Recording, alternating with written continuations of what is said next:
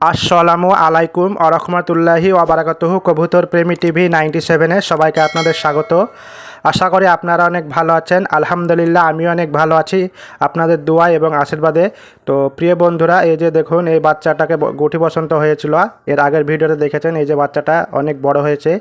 তো অবশ্যই যাদের গুটি বসন্ত ভালো হচ্ছে না, নানা রকমের ওষুধ লাগিয়ে আপনাদের গুটি বসন্ত ভালো হচ্ছে না, ট্রাই করে দেখেছেন, তো অবশ্যই আমার এই টিপসটা ট্রাই করে দেখবেন। অবশ্যই আপনাদের কবুতরের গুটি বসন্ত 100% ভালো হয়ে যাবে।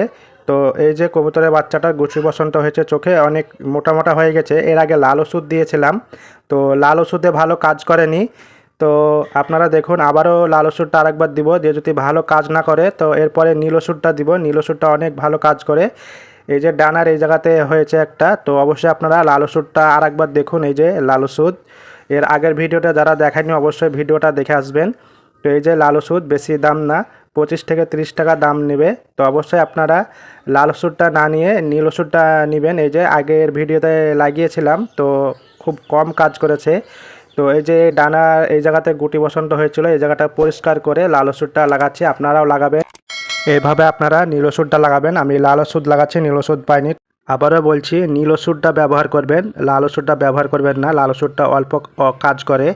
তো অবশ্যই আপনারা এইভাবে গুটি বসন্ত হাত দিয়ে পরিষ্কার করবেন ভালোভাবে, বা অন্য কিছু দিয়ে পরিষ্কার করতে পারেন। তো অবশ্যই ভালোভাবে পরিষ্কার করার পর আপনারা লাল ওষুধটা বা নীল ওষুধ লাগাবেন।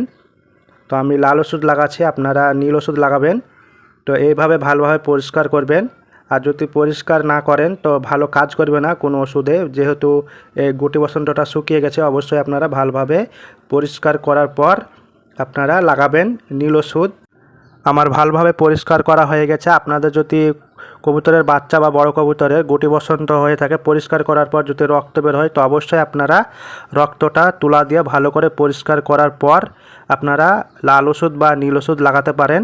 তো আমার কাছে রক্তটা বের হয়নি, এই জন্য লাল ওষুধটা লাগাচ্ছি।